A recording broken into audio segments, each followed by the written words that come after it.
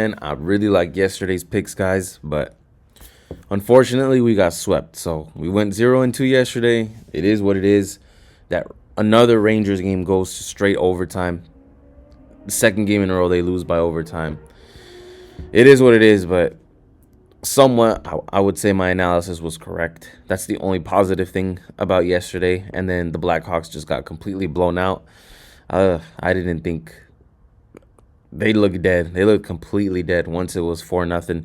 So it is what it is. Nothing else to do but to bounce back on this 5-game card. But guys, these cards are not getting easier. Just look at today's card. All the lines are pretty much close. Almost every game is 50-50 in my humble opinion. So it's going to be a tough card to manage, but I'm going to help you guys get through it. We're going to make some money. So first up, we got the Tampa Bay Lightning up against the Toronto Maple Leafs. Both of these teams coming off a loss. Tampa Bay now getting away from home. They're back on the road. Tampa Bay's been pretty damn solid on the road, I would say. And the Maple Leafs, well, they're due for a significant homestand. They lost the first one. They have five games total at home. They lost the first one yesterday. And this is their second home game. I think they dropped this one too, if I'm being honest. I think the Tampa Bay Lightning come back on the road and get a win. They've been pretty damn solid on the road. I mean, and being somewhat okay at home is the best way I can describe the Lightning's more recent record and results. And Toronto, they're just still not trustworthy, guys. That's just the best way I can put it. So until Toronto plays like the hype they've been given, then that's when I can start to put my money on them. But for now, I'm going to go with Tampa Bay Lightning getting a win on the road. And these lines are just jumping around, guys. It started off a couple hours ago with the Maple Leafs at -108 and the Lightning at -112. And, that gap is starting to show. So maybe this is -125 by the time it hits game time. -125 towards the Tampa Bay Lightning once we get closer to game time. So, but we'll see. We'll see how the lines bounce around. This game is mostly me just not trusting Toronto. They can't seem to really be good anywhere, so that's just not something I can rely on. The Lightning have at least gotten some more wins lately. That, and I can at least trust their goalkeeper in Andrei Vasilevsky a lot more than Toronto's keepers. So that's definitely an up for us. Tampa Bay Lightning. Well, so far it's -117. I did manage to grab it -112. Hopefully you guys can get a better price. So next game up is, again, pick your poison, guys. Sabres against Flames. Both of these teams, hot garbage. Take your poison at this point. But last time we were on the Buffalo Sabres, we did manage to get a win with them against the Minnesota Wild, beating that hot streak. The Calgary Flames, believe it or not, they have just stacked 2 wins back-to-back. They are at home, so they are in a good homestand. Do they make it 3? That's the big question. The Sabres still have a crappy road record, guys. It's maybe like 2-7 or 3-7, something along that line. The Flames, we at least know who they are, but I think them having 2 wins is the momentum that we need to get on Calgary. Sabres on the road. Calgary could possibly stack 3 games back-to-back for the first time this season. I don't know. That might not be crazy of a hot take. So I'm going to roll with the Flames, but this game is hot garbage. If there was no other, there's only 5 games, guys. It's a 5-game card, so I did want to give you guys a little bit more picks today. So if you really don't like the Flames, don't bet on it. If you want to bet like something light, something for fun, then go with the Flames. But I would not recommend betting anything that's important or in a certain, or even a normal unit size. Whatever your unit size, probably go half, just to have some action on this game and make it watchable. But I'm not in love with the Flames. But I do think they win in this game specifically. Sabres garbage on the road. The Flames have stacked 2 wins back-to-back now. I think they make it 3 for the first time in the season. So I don't think that's too crazy. Let's go with the Flames minus 108.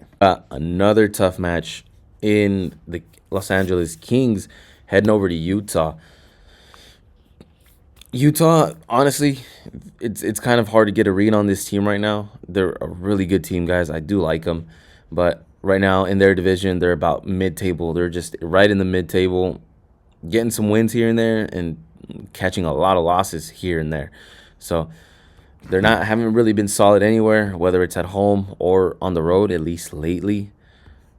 So I can't look at the Utah Mammoth the way they sometimes they keep games close, guys, and they end up finding a way to lose at the end of it.